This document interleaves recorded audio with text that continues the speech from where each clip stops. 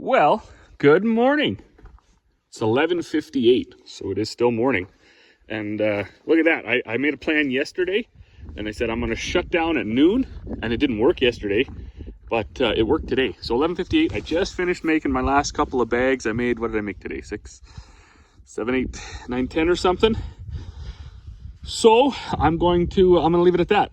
It's going to be shut down. I'm going to go up and help Dad because he's not even going yet because everything was full. So I got to take that 4440 up and hook it up to that big red auger. And then I got to set that cock shut up down here to unload the barley screenings. And then once he's back running, sometime after lunch, I'm going to run down, I don't know what width at this point, maybe the pickup. And I'm gonna grab the air tank for our seed drill. So I may as well get that up here. At the very least, I can irritate the neighbors while I'm driving by on the highway with it. Get them all confused, especially after my video yesterday and the TikTok that I made about the insanity of folks starting to seed so early, because it's the 12th of April. It was -2 this morning. And yeah, cold. I took our soil thermometer out yesterday. It was like anywhere from, I don't know, -1, -2 to 0 degrees the ground. So, in my opinion, not ready. And because we have very limited success even when we do things right, if we were to do things knowingly wrong, like seed into cool, damp ground, we would have a complete failure on our hands. So we're not going to do that, but we are going to get ready. Well, up here, what do we got in here? I think what did we unload last? Oats. Looks like oats. Got to clean this hopper out. Open up the trap on that boot there and let that drain out, because we're going to use this one for the seed. The anhydrous people were here yesterday and dropped off our tank, so we're gonna get that hooked up. We don't get it from Andrew, Alberta. I'm not exactly sure why that's on there, but what's in the bin here? Obviously, Dad was in here and cleaned that out, obviously. So this is the one we're gonna put our seed barley in. We are not, hold on a minute. Something flying overhead here. You can never be too sure what's coming over because we're like in a major traffic way, so it could be planes or bombs or missiles or whatever. So you always got to be heads up around here, especially with the turmoil in the world. I was gonna say, so we're not hopper bin people, unfortunately, due to budgeting conflicts. We just don't dedicate tremendous dollars for the luxury of hoppers. I wish we did, but we don't. So anyways, what we choose to do is just fill the bin like way full, clean way more seed than we need, and then we don't ever have to shovel it. Like a natural hopper. Oh, okay, well, what are we at now? Probably like 3 o'clock? I have no idea, actually. But we got the red auger set up way up there, seed into the bin. Dad's just getting going here again with the cleaner. I did unload the screenings truck. We were in and had lunch. I don't know if So now I'm gonna take this white truck down and I'm gonna get my air drill cart because last year that shaft seal for the loading auger was leaking by the end of the season again. And I had put a new shaft seal in, I think at the beginning of the season, the end of the last season. So I wasn't gonna do another shaft seal because I was told that sometimes what happens is the shaft is just so pitted from the fertilizer that you can't actually, there's a baby crying. You can't actually fix it really, right? It's just, unless you take it out and machine it, it needs more than a shaft seal, it needs a new shaft. So anyways, we bought a whole new motor, and then, so I gotta put that on. So anyways, I'm gonna cruise on down, pick that up. On the back of my mom's car. And then, yeah, see where we get to after that. I piled up all them trees too this morning and cut all that wood. Corey's just coming out to see all the work that I did also.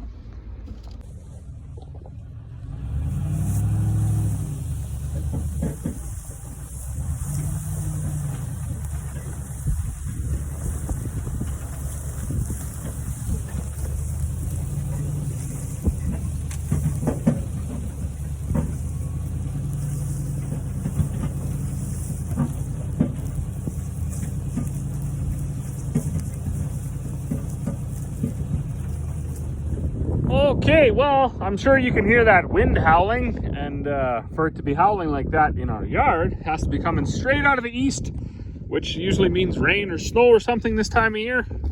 So I do expect in a couple days we will get some some precipitation. I got to do a couple of things here. So up there, once I wing this down, oh, there's a hole in that shank opposite that bolt there, where the bolt is missing. There's one missing here. So a few of these shanks, I'm not exactly sure why this bolt fell out, but it did. So I got to do an inventory on that, find out where all those bolts went.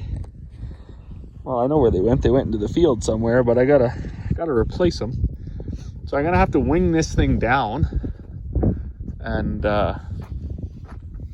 Corey just came down with me to get the cart. So the cart we keep in that other shed on that other property.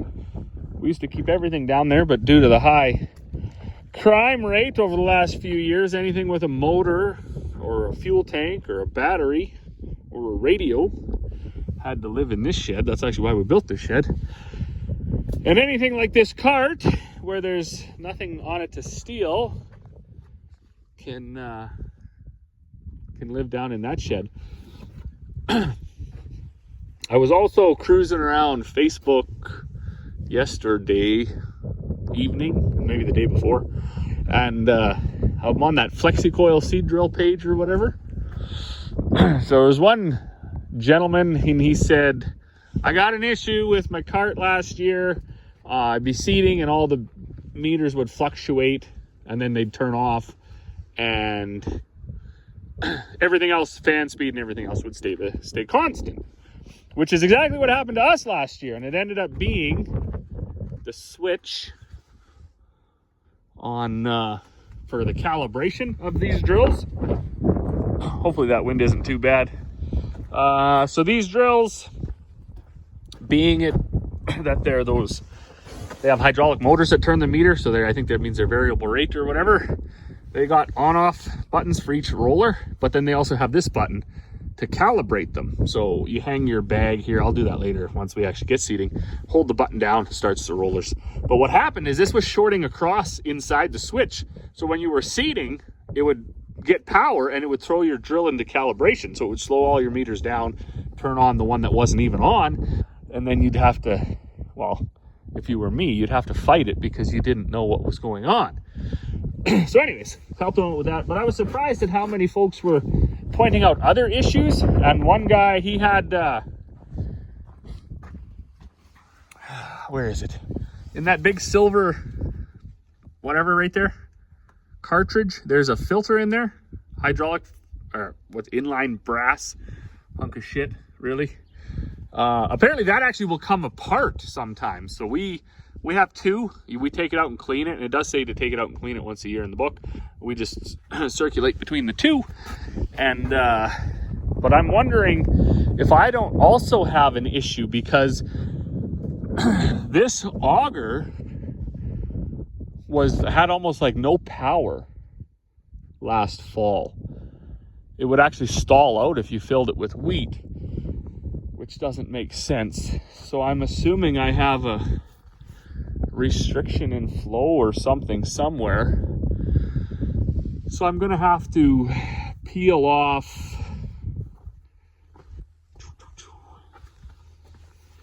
some various fittings here and see if there's something stuck in there. Certainly these ones that go directly over to this auger, they got to get checked for sure.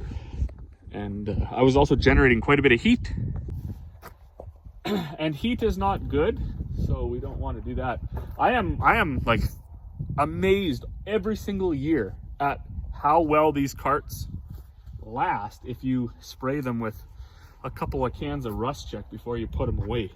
Like, there is not an ounce of rust even down in these like crevices where you normally can't get to. So I wash it with a fire hose, and then once it dries off, I just give her the old whoosh, whoosh, whoosh with the rust check, and it's amazing, because you see so many at auction sales and stuff like that, and these, you know, all of these nuts and bolts are rusted right out, and down along here it's all rusted, and so on and so forth. These ones are, of course, this drill is, I think this cart is 2010, so it's already 14 years old, but for the most part, unbelievable. Holds up very well. Big fan.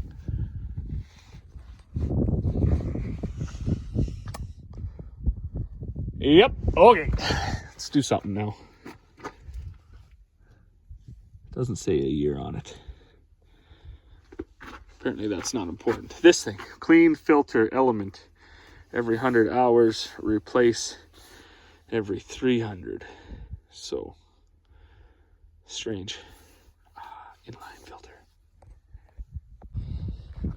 You know, another thing I was just thinking about, so this block last year, we replaced it at the end of seeding. So I phoned them, and they are like, oh, there's no diagram for what's in that block.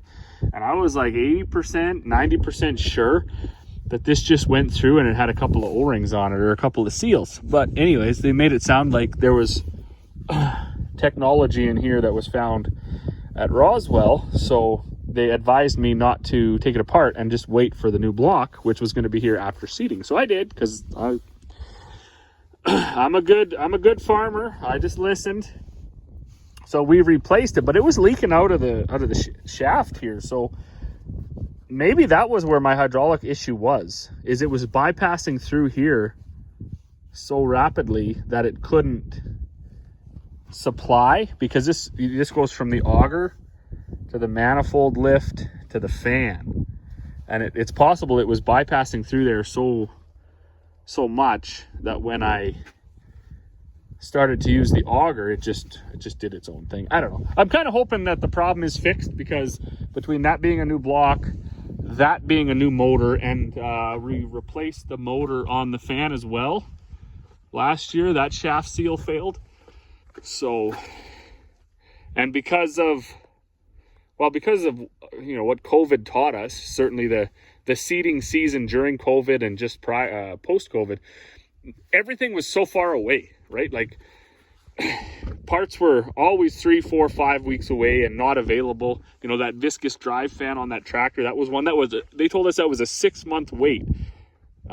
So now, and I think it's getting better, but now we're like, you know what, okay, we'll just have 2 of everything, and we'll try to, when I went in to buy the seal kit for that fan, they said, well, we have 1 fan here and we have 1 seal kit. And I was like, okay, give me the seal kit and the fan, or the motor, because it might sound goofy to somebody not in the industry, or to somebody that maybe farms where you have more time, but up here we are often up against a pretty hard timeline, and we can go we can do a lot of acres pretty quick, but lots of times we'll have the weather will just change, and it'll start raining for a week or 2, and then now all of a sudden you don't have time to be down. So we're trying our best to make sure we have parts on hand, and the machines are ready to go as best as we can, especially because we run a bit older stuff. I am safely in the tractor out of the wind for right now. So I am not going seating, but what I am going to do is recalibrate the GPS. So this tractor is a 2006, and that's right around the time that Trimble came out with this 500 series with the external easy steer motor. I'm not too sure the process to make this tractor integrated, if you even can. I'm sure you can, but I don't mind this at all. It's quite accurate once you learn how to set it. The problem is it was kind of before their time. Their techs didn't understand it, and I don't think if they did teach them, the tech didn't listen, at least the one that came out to install this, because I spent about 7 years with the tractor driving a big serpentine pattern before I ever did get it figured out. Now, it wouldn't miss, but it certainly wouldn't drive straight. So Dad was complaining a little bit last year that it wasn't working the way he thought it should be. So it's been quite a few years since we reset it back to the defaults. We've deleted all the fields and stuff out of it. So we're going to do that again and reset all the measurements and the calibration and everything. And we'll see if we can get a better, a more consistent, straighter line this year. So there are a few measurements here. I don't think I'm going to put them all on here. It's pretty straightforward. It'll tell you, boom, this is what you do. So we got to measure half the distance between the front and rear axles. All right, so 77 inches, antenna to the ground.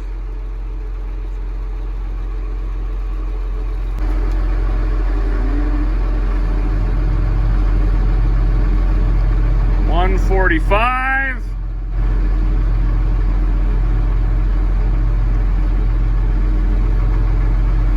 Oh, what the heck is that? Okay, hold on a minute. Looks like we're about 24 inches behind.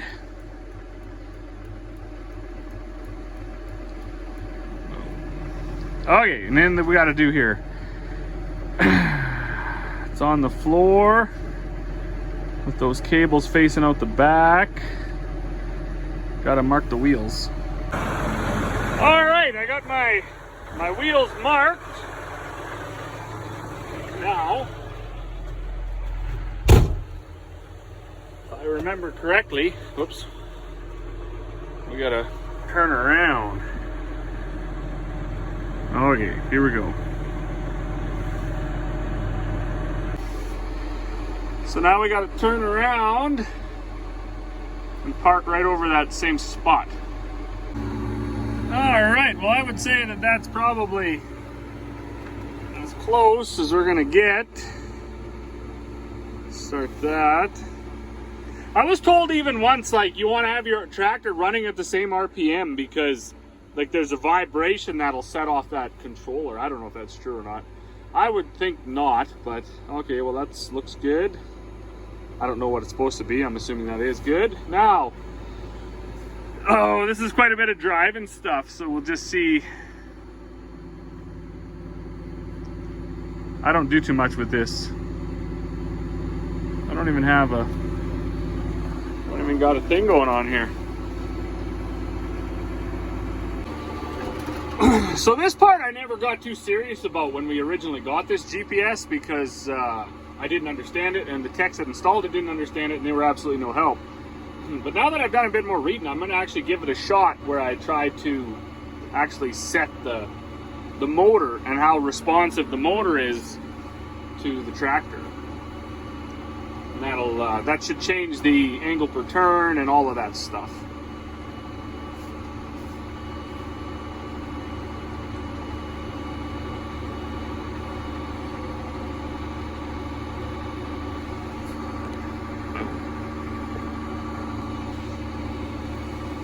So now there's going to be a few things here which I'm not going to film because I'm not going to be able to, but align vehicle 3 feet offline and engage and see what happens, and then you can adjust settings from there.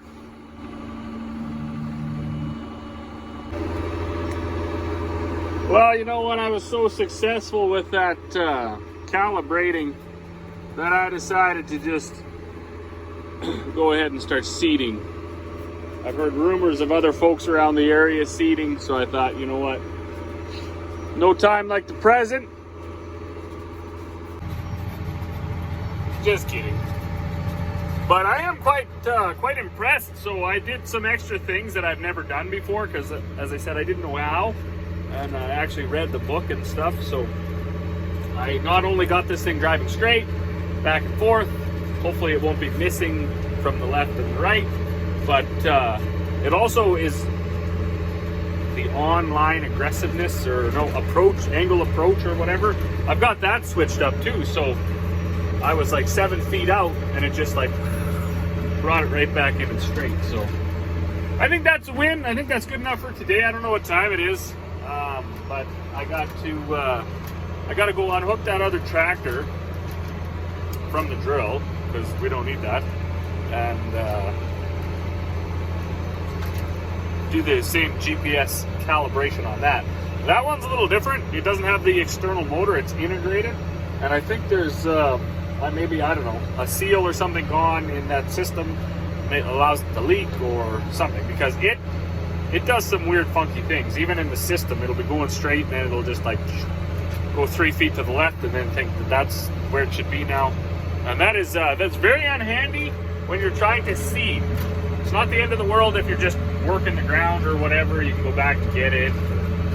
But when you're trying to seed, you're trying to be efficient and use the right amount of seed and use not miss any. When you have a 2-foot strip going down your field for half a mile and you don't have sectional control and you got to double back with 50 feet of drill, you lose some efficiencies for sure, as you can imagine. But that's going to be it for me. I'm going to